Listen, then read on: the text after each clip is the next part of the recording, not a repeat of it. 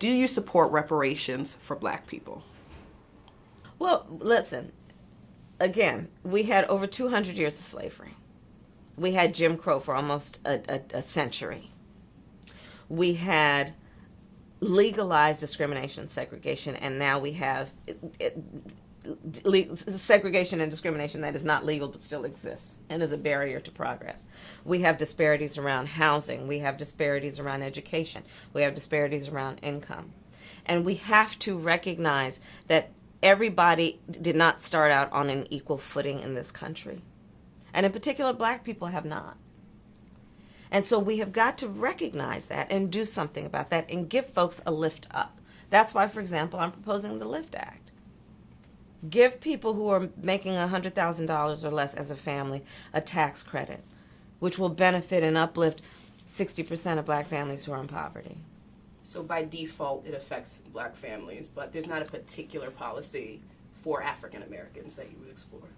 But no, if you look at the reality of who will benefit from certain policies, when you take into account that they're not starting at the same place and they're not starting on equal footing, it will directly benefit Black children, Black families, Black homeowners, because the disparities are so significant.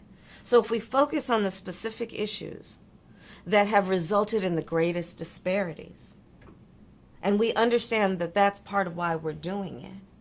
Listen, the reality also is this: any policy that will benefit Black people will benefit all of society. Let's be clear about that. Let's really be clear about that. So I'm not going to sit here and say I'm going to do something that's only going to benefit Black people. No, because whatever benefits that Black family will benefit that community and society as a whole and the country, right?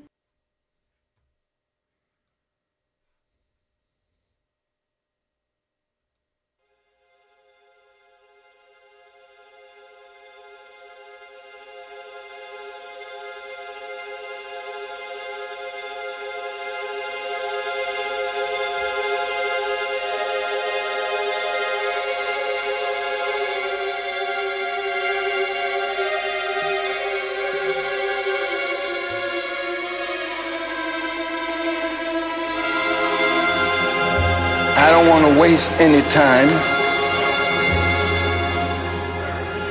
I asked the question, who are the real children of Israel? And I'd like to answer it right away. Go ahead, Jim, understand. Like any good lawyer in a courtroom, he tells you what he's going to prove. All right.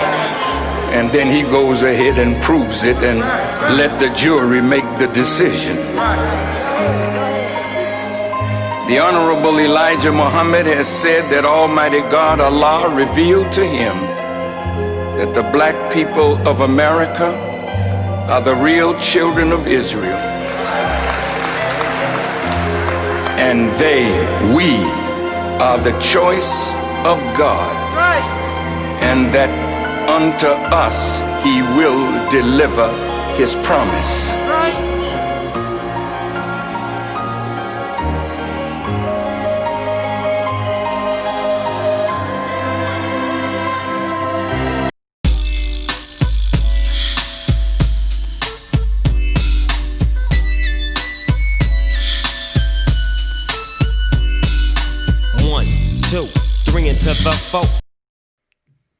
First and foremost, giving all honor and praise to the creator of the heavens and the earth. We thank that great God for his benevolence, for his grace, for his mercy. We thank him for our ancestors in whatever form or fashion they may be found. We thank him for our founding fathers, Abraham, Isaac, and Jacob. We thank him for Moses and the Torah. We thank him for Yeshua, for his revolutionary approach to the Injil, or the New Gospel. We thank him for Prophet Muhammad ibn Abdullah, for the Holy Quran. Peace be upon all those noble and worthy servants of Almighty God.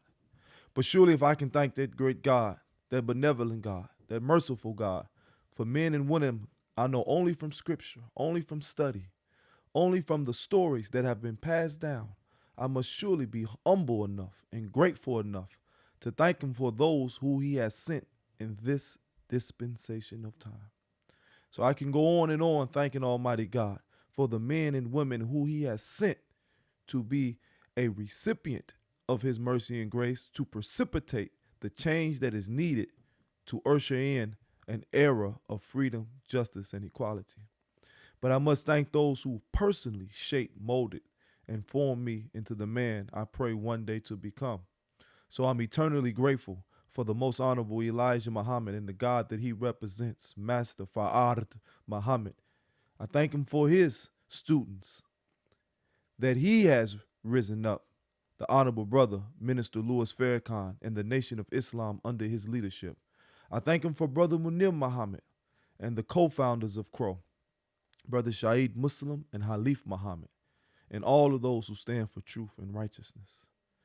I'm eternally grateful for that great God to send the angel Gabriel to His Excellency, Rabi Ben Ami HaMashiach, in 1966 to impregnate him with a vision to return back to the land of our forefathers, to establish land, language, and culture. I'm eternally grateful for Nasik Saliach, that master teacher, through his writings taught us to know thyself, who gave us a revolutionary approach to prophecy. And if those two would form and create a spiritual child, it will most certainly be my father, my example, my teacher, Prince Asiel Ben Israel, the holy ambassador, the holy redeeming angel who took the message of Rabi Ben Ami and the teachings of Nasik Shaliach all over the planet to let the people know that the kingdom of God is at hand. And all of those who have sacrificed their life for truth, righteousness, for peace, justice, and equality, I'm eternally grateful. I greet you now and in the future in the words of peace. Shalom alaikum, assalamu alaikum, peace be unto you.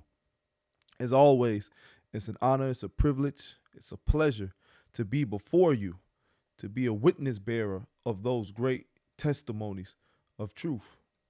And I would be remiss in my duties and my responsibilities first if I don't acknowledge the absence of my brother, my friend, Mordere Kananya, who was unfortunately unable to participate in this week's dissertation and possibly the next week or so as he handles serious business in his personal life.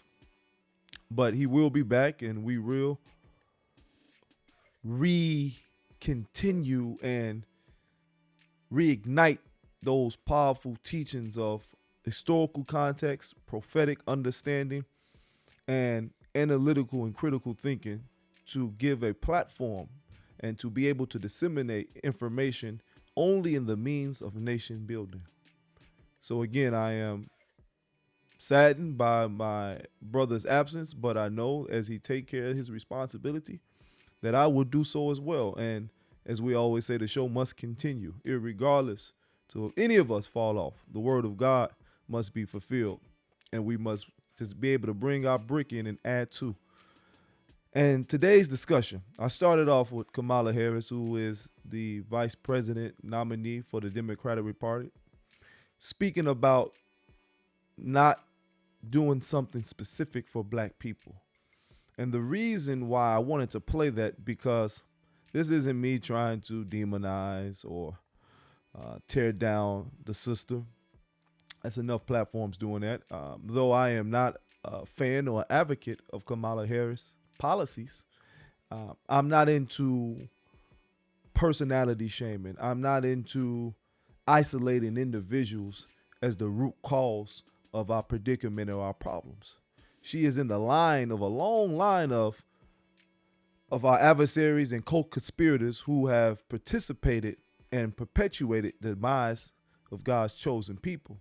So though my brother had a position that he was going to give the history of the sister Kamala Harris and give an insight into why she has been in her prosecutorial record such an adversarial force to black men in particular, but also black women with her truancy program that she promoted in California that would incarcerate black women for their children being unable to make it to school on time due to a myriad of circumstances. So as a prosecutor, we know she has been a detrimental force, but we can't exclude her as an individual to the totality of what America and its unjust system represents. See, you've always been the target. You've always been the focus. You have always been the one that this system, irregardless to who is in the position, has targeted and tried to decimate in every form and facet of our reality and our existence here. And so that's what we're going to talk about today. And I want to give light to that. It's a lot going on in the world, like I said, as we look at the upheaval and the insurrection, possible insurrection of the American government due to the sentiment of our people being in such a perpetual decadent state, being fed up to a certain extent.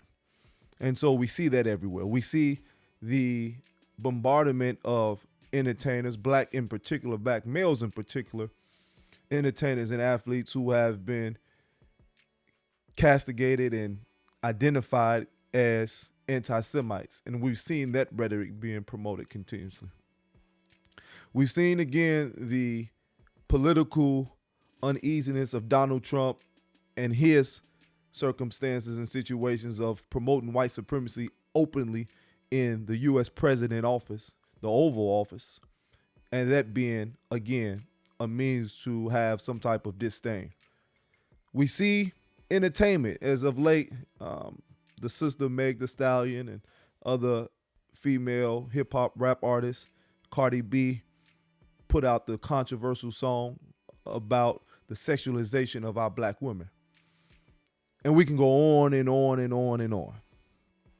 Now, I bring these things up because what makes a people unable to determine its future and to eradicate the problem is confusion. It's confusion. If you have a people in a perpetual confused state, they're unable to be able to determine what is the real problem and how to bring on the real solutions. Let me reiterate. A magician, we all like magic, so to speak, and we have come to realize that magic, or a magician's greatest attribute, is the sleight of hand. So again, it goes back to confusion. So with that being said, how does a people that is going into an environment where they are in the audience of a musician or in the company of a musician, and they see his magic, so to speak, being displayed, and they see this magician, listen to me now, they know, they've already identified it's not real, that I know he is tricking me. I know that this is a facade, that there's some type of gimmick that is inculcated in his display of his magic. Yet and still, I'm not able to grasp or catch or identify where the sleight of hand has taken place. What exactly is the substance of his magic? How is that so? Because for a magic trick to work, it has to be an overload of our senses. What am I saying? I'm saying that a magician, he speaks to you while he's doing his magic trick. He may touch you. He may have another props and all these things going on at once, so that your mind is trying to pick up and perceive all of these distinct activities that's taking place at one moment. Remember, two thoughts cannot occupy the same space at the same time. That goes true as matter as well as spirit or intellect or psychological. So knowing that you can't have the ability to have your idea be focused on one thing and it be equally focused on the next at that particular second. You have to leave one to go to the other. Why is that important? Because if a magician may touch you Just you that touch, you feel that touch, though you may not respond to it. That is enough to throw your eyes off or to take your mind off what he's doing at that particular moment. And now you miss the sleight of hand, therefore falling for the magic trick. That is what's currently taking place here in America and throughout the diaspora with our people. We are watching the greatest magicians display their supposed magic on our people, meaning that we know that we're in a system of white supremacy. We know that the construct of America and most of these European governments and Africa that's under European dominion has been put in place, has been structured for our demise, though we participate in it because we fall for the sleight of hand. And so even when we start to have some type of motivations internally and we start to galvanize and we start to center in our focus on one particular subject matter that can be advantageous and consequential to our freedom, to our justice, and to the eradication of this hellish system, what happens? An overload of our sensories again. The enemy throws out so many things to distract you, to keep you disengaged from your freedom and salvation, that you are focused on minute aspects that though have some type of relevance to your life, sure, but is it the root cause? And if you go down that rabbit hole, you realize that it leads back to the same place. So you inadvertently are detouring yourself from your destination. Now, with that being said, Sister told me today, she said, people have a hard time resonating, connecting with you due to your approach. So I said, go ahead. Said, you operate not from the heart, but from the logic. Everything you do is from a logical perspective. You are passionate, but you're not governed by emotion. And because of that lack of emotion, it seems almost disingenuous. It seems unconcerning. It seems like people can't respond to you or connect to you because they don't know how you'll respond. I said, okay, that makes sense. So I took this into consideration, and that was a beautiful, interpretation of what's taking place. But I have to be the way that I am.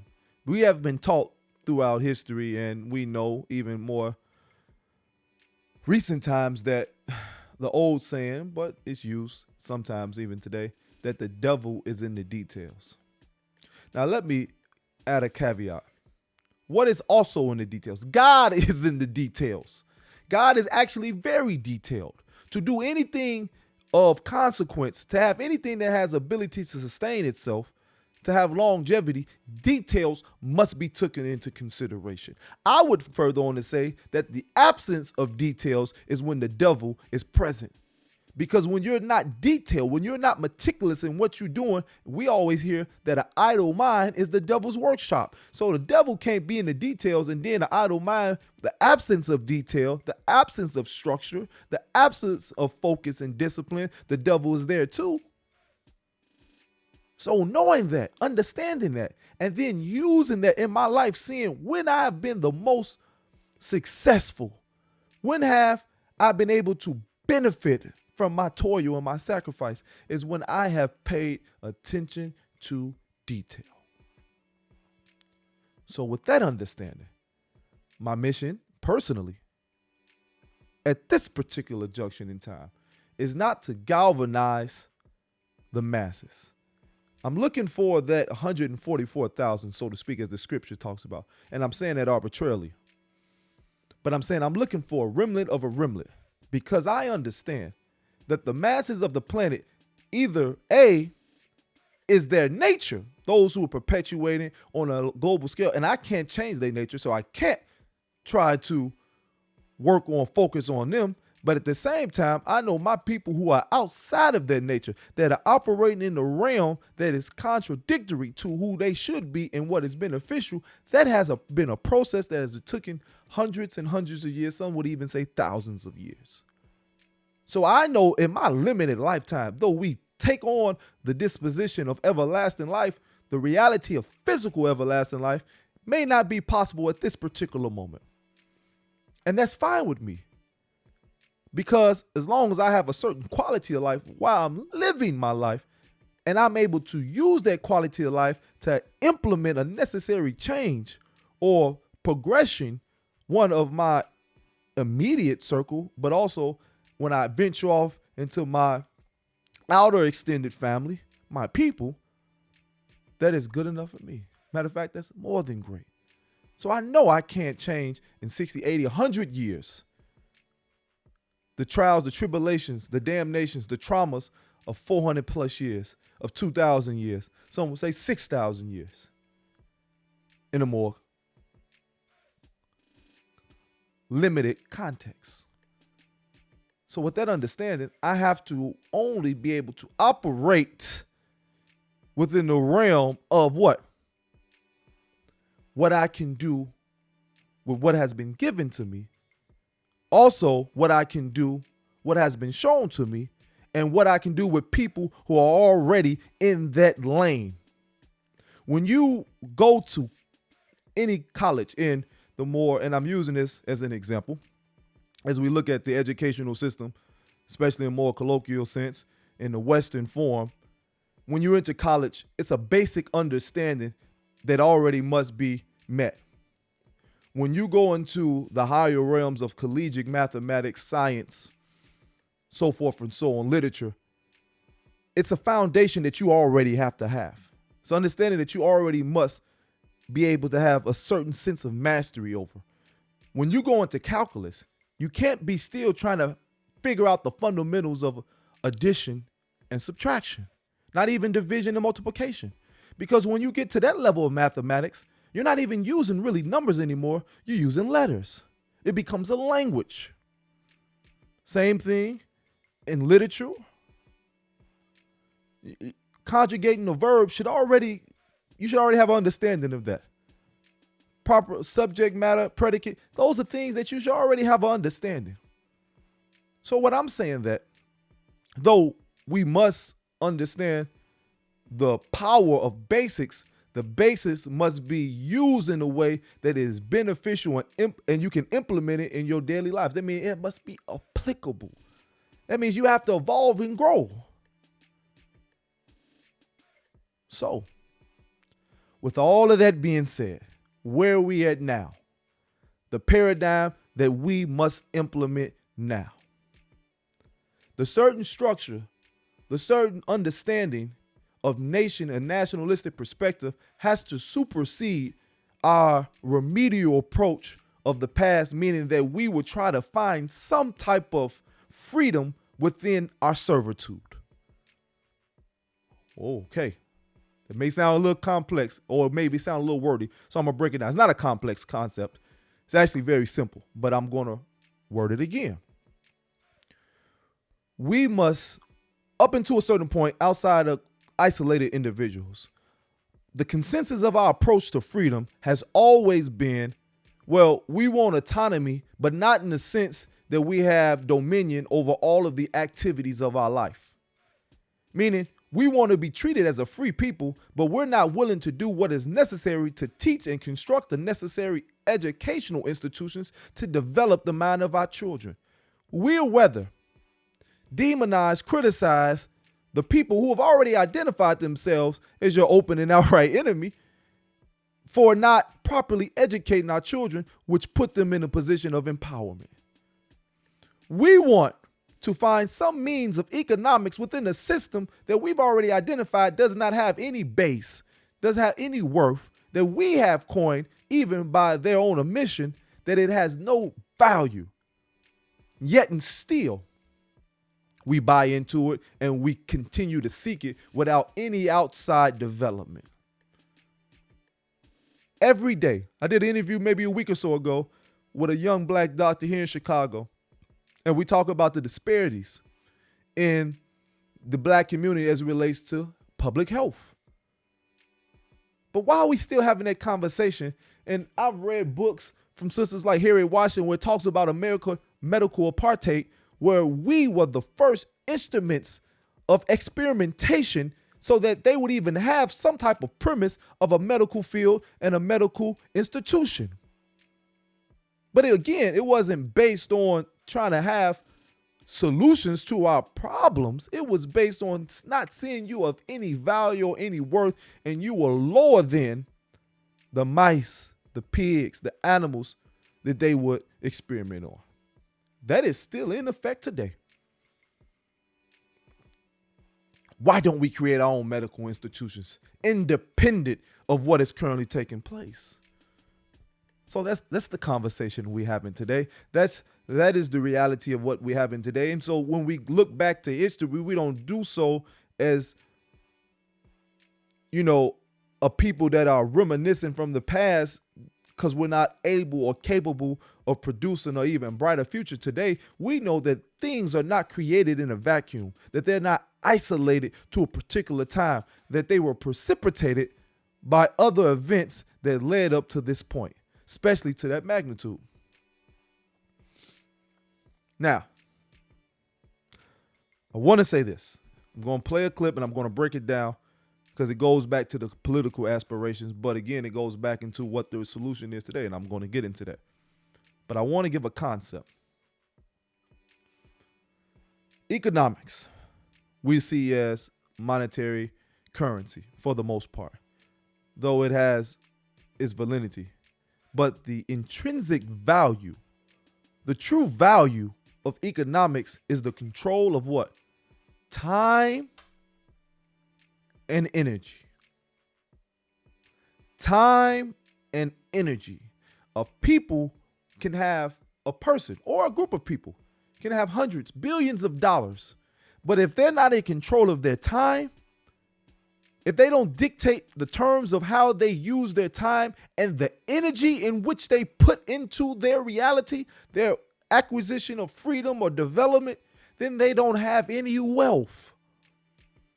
See, we look at Europeans, even from the sense of how they govern this current political structure or even entertainment. They money hungry. They'll do anything for the money.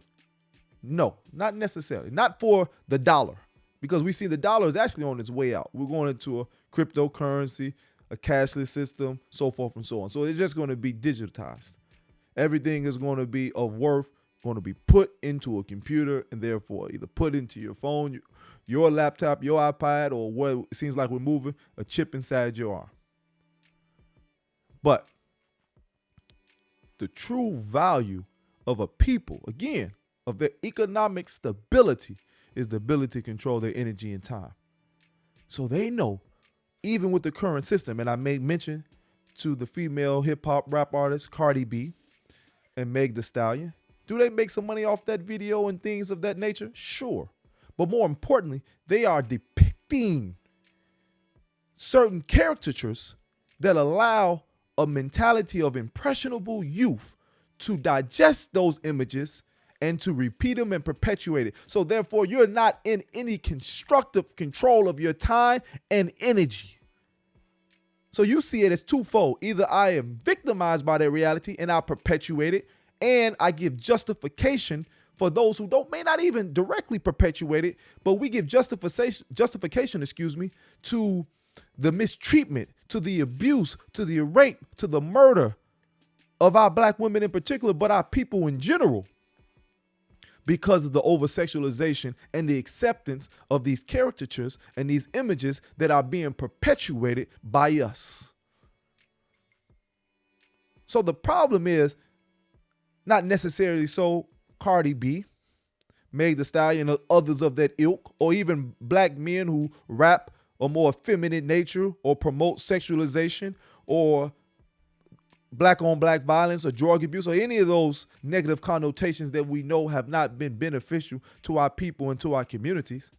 It is the acceptance of those and our continued perpetuation of it.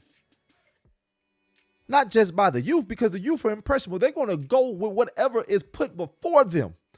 Just like a child, if you're talking about her dietary or his dietary habits, it is developed, one, from the womb of the mother, but subsequently into what that parent feeds them over the course of their growth and development. So if that approach is understood as it relates to physical dietary habits, why don't we understand that from the mental, emotional, and spiritual dietary habits that we put and feed our children?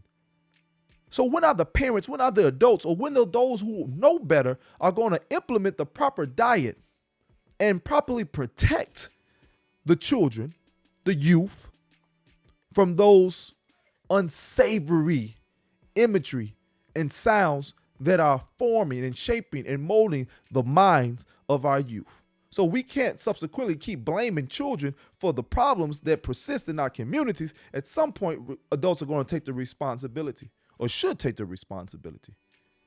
But we can't see adults really taking any responsibility because they're participants in that same reality. They're perpetuating that same reality. They find solace in that same reality because they, them too, were victims from that lack of environment or protective environment which would shield them from that reality. That's why Rabbi Ben Ami Nasi Shalig, Prince Asiel Ben Israel, and all of the founding fathers and mothers of the community established a land, language, and culture returning back to the land of our fathers. That's why the Honorable Elijah Muhammad created the Nation of Islam with such a restrictive law that would keep you out of the realm of sport and play. It didn't even allow music to be played, which was total contradictory to how we were brought up in our spiritual settings. So in the mosque, in the temple, there was no music being played because we knew how distractive that was, though it has the power to reform in certain instances, but it can be distraction, as we've seen evident in the black church.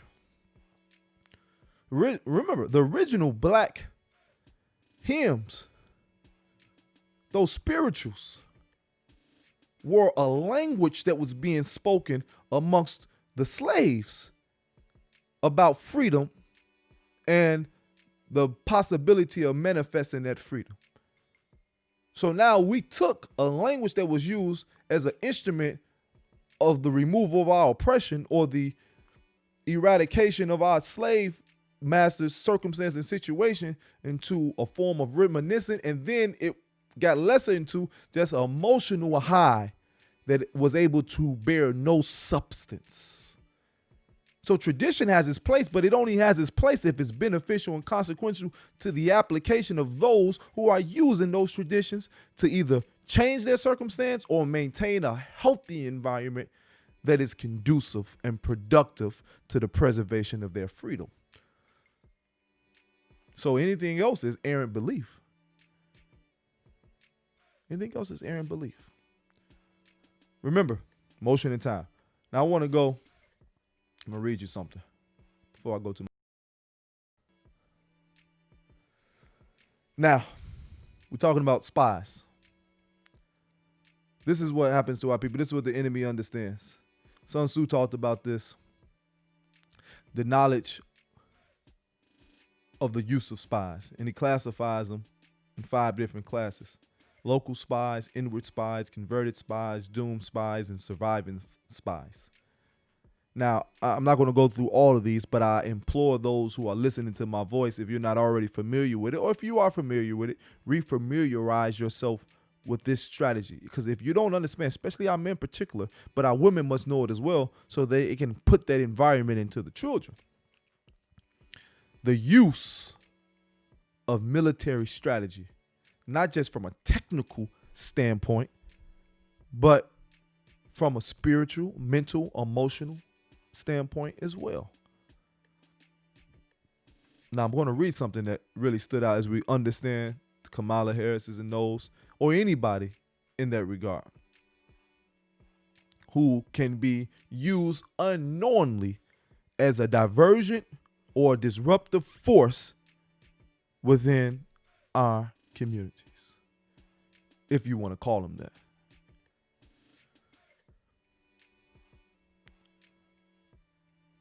Now, I said those the 5 spies. When these 5 kind of spies are at work, none can discover the secret system. This is called divine manipulation of the threads. It is the sovereign's most precious faculty. Always individualize the different forms and facets of the spies, even to a point where they're contextualized to even think that they are working in a divine sense, that they're working on the position of benevolence. But in actuality, a lot of our people who believe that they are doing good are actually working against their own best interest. And I say this, yeah, you have those who outwardly and openly, especially at a certain level of the government of America or governments of European, who may rise to a certain standard, feel that they are doing something of substance, that it has the ability to implement change.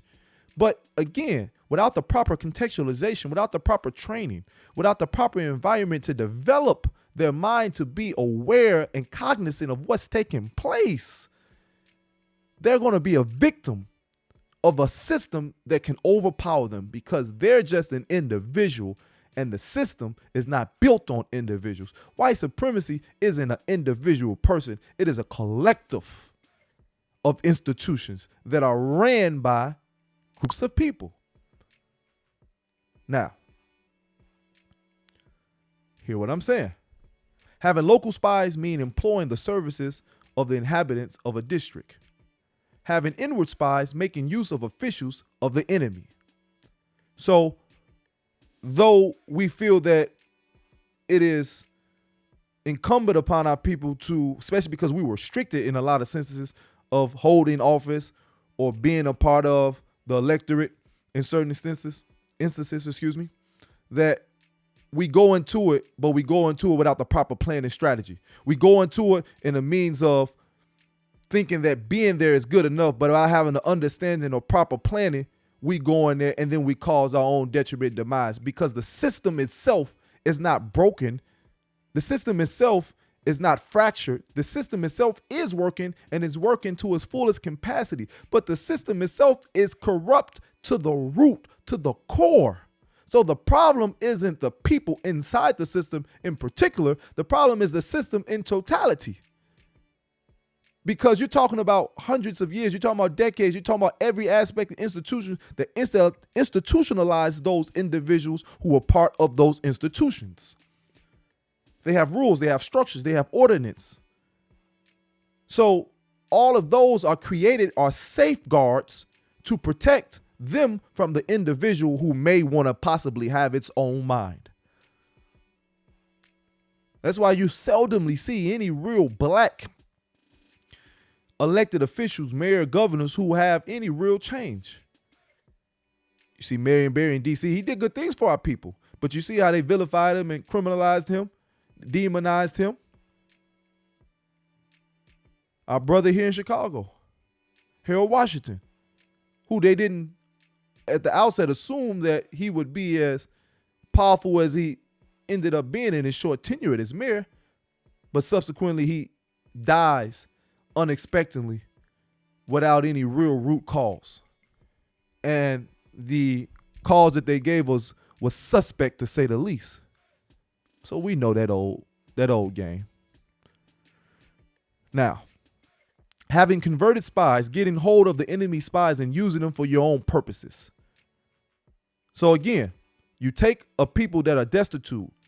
In the case of our entertainers, especially our rappers, whether it be male or female, you take a people who come out of, in most cases, impoverished environments, who suffer economic deprivation, who didn't have the proper contextualization. Unfortunately, one or both parents were absent from the home. Or if they were, they either were working strenuous jobs and weren't able to teach and fundamentally raise the children properly, or they were victims themselves of a society that was created and concocted to destroy their very nature, whether it be the drug epidemic, whether it be mass incarceration, so forth and so on.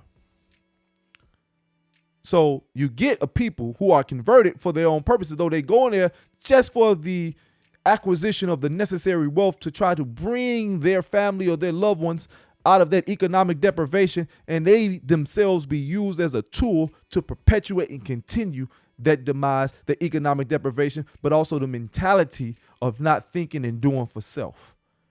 Because we know if you want to be, especially as a black man or woman, to be mass or widely accepted with a mass following, it's a certain type of song, it's a certain type of music that you have to promote, that you have to put out there. Even if you do have conscious rap, you have to have that commercial song, which again diminishes your message significantly in the way that it's received, because now you seem hypocritical to those who are already suspect about receiving anything that is outside of their conventional means of education and environmental influence. These how spies are created unknowingly, because this is what military strategy does. Having doom spies doing certain things openly for purposes of deception and allowing our spies to know of them and report to the enemy. Surviving spies, finally, those who bring back news from the enemy camp. Now I want to go to this one part. 2 parts. Listen to this. When he talks about the management of spies, he said, you cannot be properly managed without benevolence and straightforwardness. See, but the thing about how you misdirect the spy is that it's not properly managed. That's the whole thing. It's about deception. See, I want you to hear this now. Listen to this. You said you cannot be properly managed without benevolence or straightforwardness.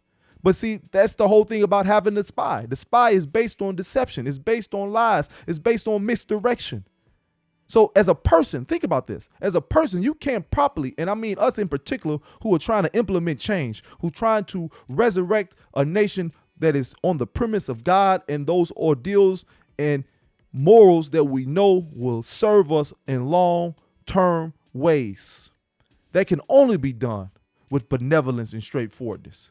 But because we capitulate thinking that only through these means can we actually acquire any success, we end up compromising that benevolence and that straightforwardness, and we operate on lies and deception.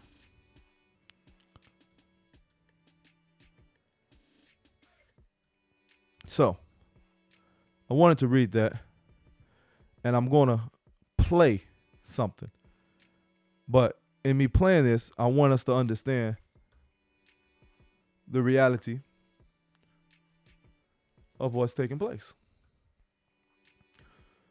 And so in this video, it's going to talk about Wilmington, North Carolina.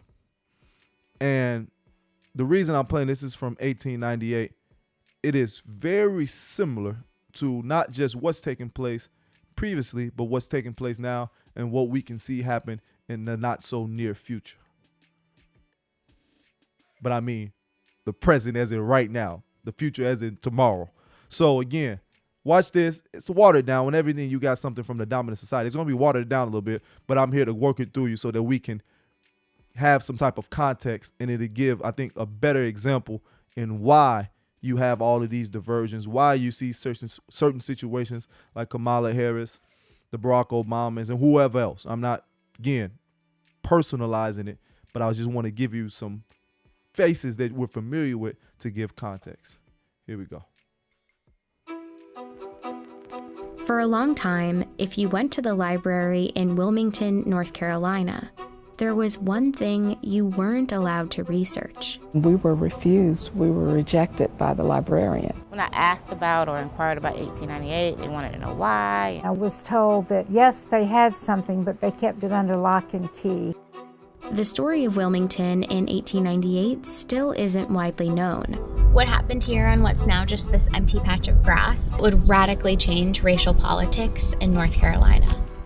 This is the story of an American election, but also of something we don't usually find in American history: the violent overthrow of a democratically elected government.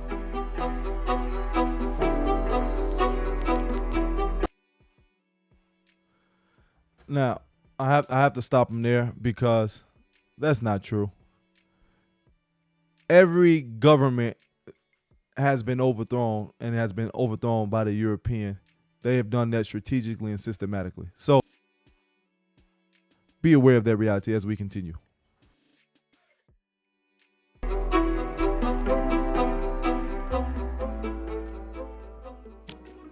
In the late 1800s, Wilmington, North Carolina was the state's largest city. It had a majority black population, and historians today describe it as a rarity in the post-Civil War American South. Wilmington, prior to November 1898, was what the New South could be at the cusp of the 20th century. There was an unusual degree of black prosperity.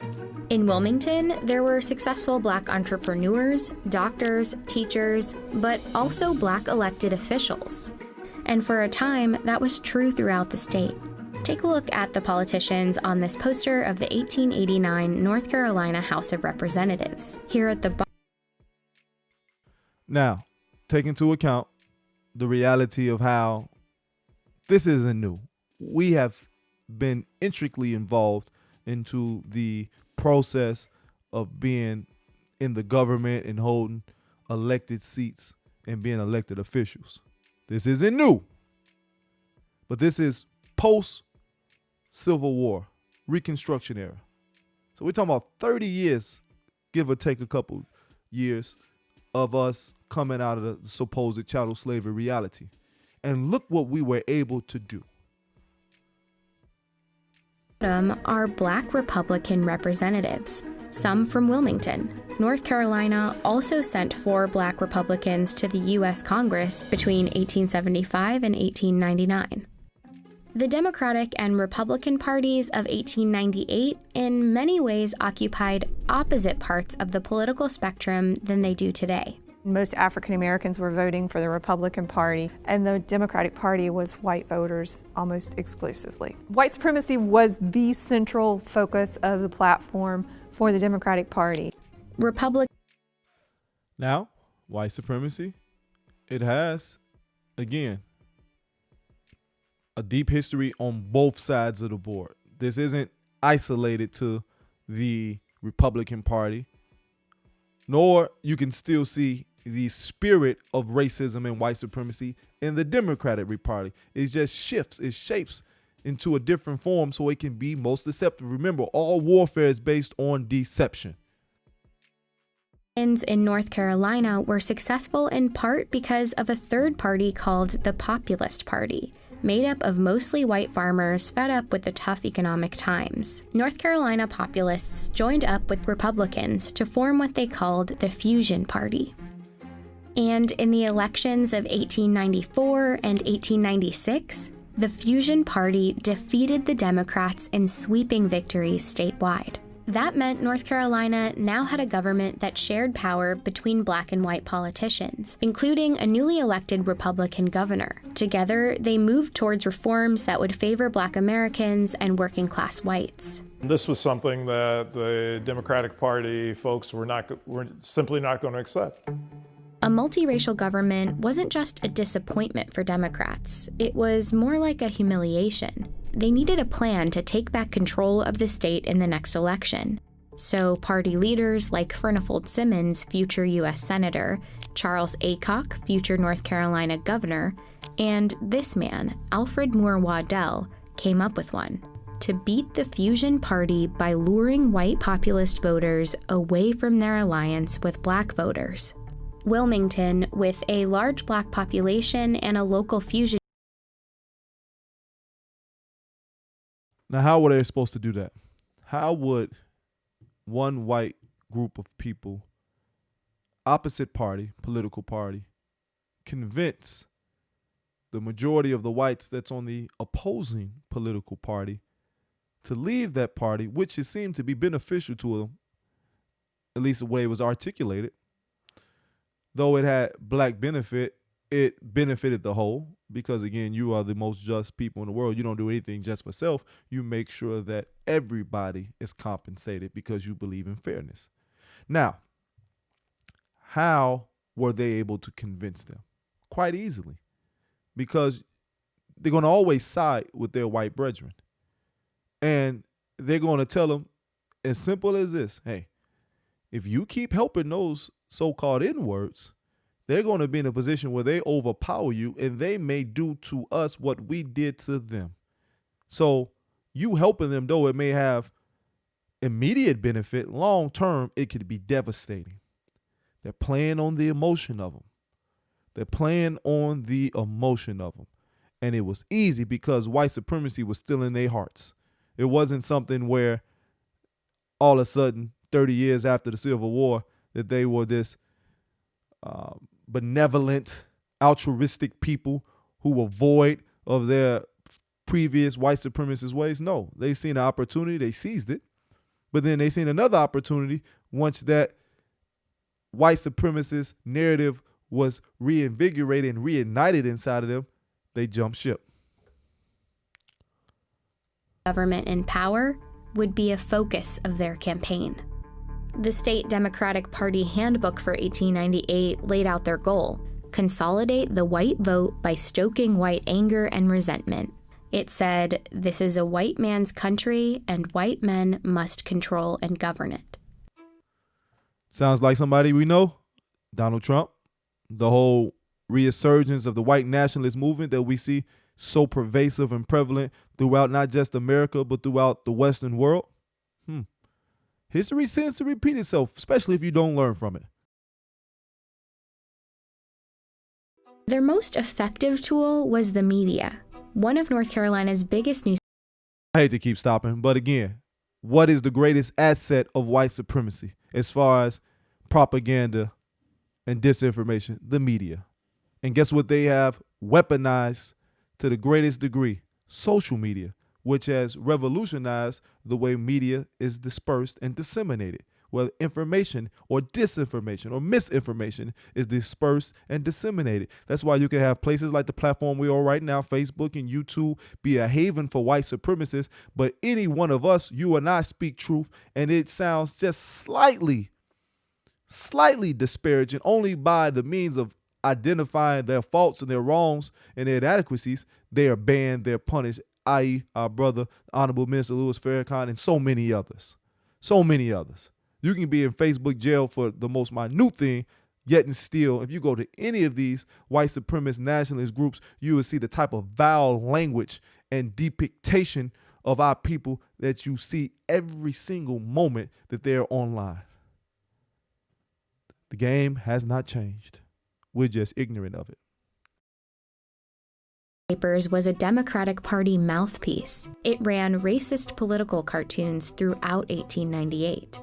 Not everybody was literate in 1898, but to see a political cartoon of the type that ran, you may not be able to read it, but you know exactly what it means. Many of the cartoons were centered on the threat of Negro rule, even though the fusion government was mostly white. They also played up another fear. Black men threatening white women became a theme. White men need to do all that they can to protect white womanhood. This was all part of North Carolina Democratic strategy, but it echoed. See, again, we see that today. The over-sexualization of the black woman, but still the preservation of the white woman. Same tactics. I'm playing this not because we're talking about something that happened over 100 years ago. I'm playing this because we see the same tactics, the same techniques being displayed in this day, in this time, as we thought with the election of Barack Obama, a post-racial state. No, sir. The business of American Western Empire is white supremacy, racism. It has nothing to do with just the overt name calling, but it's the system. It is how they're able to sustain any power. So for them to leave this doctrine would be them relinquishing their power. Simple and plain. That's why we so adamantly and vehemently against this. Not that we want to individualize some other people. We don't care about that. But we know that the only way that we have any substance of freedom is the eradication of this white supremacist system. That's why you got to, and I get to that point, the national racist rhetoric of the time. In one speech that Democrats printed in a Wilmington paper, a prominent Georgia writer named Rebecca Felton said, "If it takes lynching a black man a day to protect white womanhood, I say lynch." Her speech. I got to keep stopping it. I'm trying not to, but again, that's the Karens that we see. You see, it seemed like every other week, a white woman was lying and indiscriminately trying to say a black man is harming her. It's the same tactics.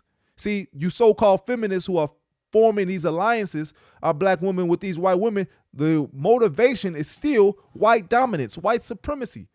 As you heard this white woman said then, the nature is still the same. So even those who have sexual relations with white women, we think it is precipitated by love, but it's by domination. The continuance of their seed and the acquisition of whatever resources you may have that can further their people and their position. The game has not changed. Prompted a Wilmington black man named Alex Manly, owner of the black-run Daily Record newspaper, to respond with a column. He made a simple observation that, at the time, was shocking. That white women who had liaisons with black men did so voluntarily and enthusiastically. Manly wrote, "Every Negro lynched is called a big burly black brute, when in fact many were sufficiently attractive for white girls to fall in love with them." Manly pretty much said, in a nutshell, sometimes white women choose to be with black men. Manly's editorial became another tool for Democrats. Newspapers reprinted it, called it a horrid slander, and ran comments about it on a daily basis. It was just a few months before the election, and white voters were angry. By the time the election rolls around on November 8th, black voters, Republican voters, had been thoroughly intimidated here. By all accounts, the elections of 1898 were a sham. The Democratic Party had a paramilitary group called the Red Shirts. They attacked and blocked black residents from voting. At a rally just before the election, Alfred Moore Waddell provoked the crowds. He said, "Negro office holding ought at once and forever be brought to an end, even if we have to choke the current of the Cape Fear River with carcasses." The votes were counted, and the Democrats won. Democratic candidates won every seat they had a candidate up for election in. But some local fusionist politicians remained in power because their seats hadn't been up for re-election, like the white Republican mayor and the Board of Aldermen. And of course, the election did nothing to undo the economic power black folks held in the city. The Democrats had won the election, but their goal of total white supremacist control remained out of reach. And so they engineered what was essentially a coup d'etat. The day after the election, at a gathering for white men in Wilmington, the Democrats unveiled a document called the White Declaration of Independence. It contained an ultimatum. Cynthia Brown, whose descendants were in Wilmington back in 1898, is a historian at her church where there's a preserved copy of the Declaration from the next day's newspaper. "We will no longer be ruled and will never again be ruled by men of African origin." They would strip black men of voting rights. They would give white men a large part of the employment heretofore given to black men. And as for Alex Manly, "We demand that he leave this city forever within 24 hours. The next morning, hundreds of white men marched to the offices of the Daily Record. Manly was gone. He had fled to save his own life. They set the Daily Record building on fire. This is where it once stood. Once the white leadership destroyed Alex Manly's printing press, they destroyed one way in which the African American community in Wilmington could organize itself and keep itself informed. At City Hall, the mayor and Board of Aldermen were forced out. There's 200 armed men in City Hall at the time. They didn't do it of their own free will. And as they resigned, a new member selected by the Democratic Party was voted into office. Waddell, who once threatened to fill the Cape Fear River with black bodies, was the new mayor of Wilmington. Meanwhile, the mob had grown to about 2,000 men, and the violence spilled into the streets. In these photos, X's mark where the first black residents were killed. The stories are that they were dumped into the river, and there are varying stories about how many people were killed. I see 40 to 60 clearly as fatalities as a result of the violence, but I think it was higher. Many black residents hid for days in the swamps and the wooded cemeteries in the city, including Cynthia's great-grandmother. And thousands of other residents. All right. We don't have to keep going. You get the point. But I wanted to show that because, again, you see how they have been able to use their media to vilify us, to criminalize us, and to do it justifiably while the whole world watches and nobody bats an eye. At the same time, they destroy and eradicate your history, your information, your knowledge, your legacy, so that you have nothing to pass on to the next generation. And so why I'm so adamant about lifting up those who preceded me. I'm so adamant about every single show that I do, that I uplift those names and continue to lift up the spirit of those who I don't even mention. Because you don't know, we don't know, and we have to know. It has to be imprinted on our minds and our hearts. We have to be impregnated with the same spirit that they fought for freedom, and so that we can see it in this day and time so that we don't forget. And if we forget, guess what happens? We're doomed to repeat history over again. So again, when you look at the caricatures that they talked about, that black caricature that justify that coon that they use. See that? The imagery? Is it any different from today? Look at this. This is how they depict the black man. Feminized, over hyper, over violent, over sexual. This is what they do. So again, the tactics haven't changed. So the problem isn't the songs. The problem isn't Kamala Harris, Barack Obama, who's holding office, who's not holding office, what they say they're going to do, what they're not going to do. The problem is ultimately, what are we going to do? And the only answer should be to do and build for self. There is no way, there is no solution that we're going to operate within that realm, because there is no fairness.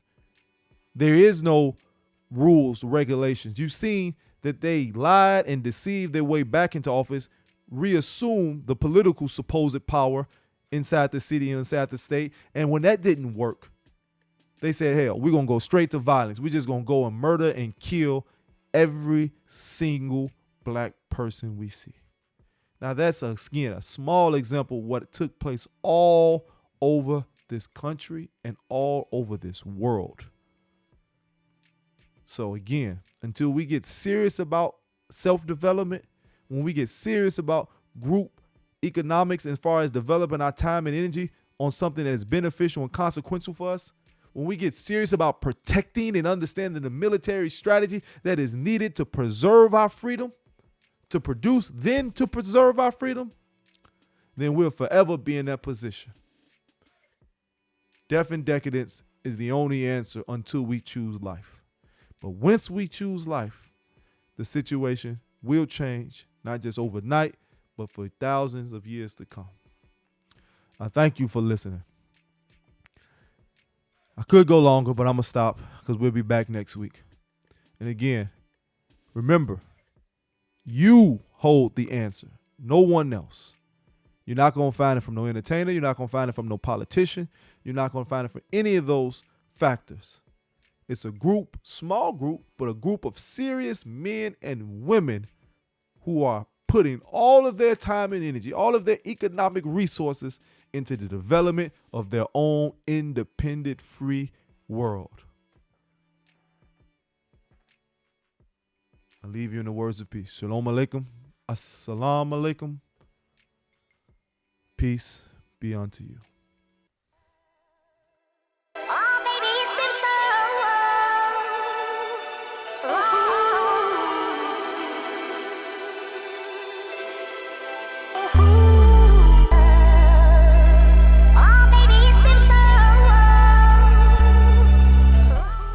An hour. Time flies when you're having fun.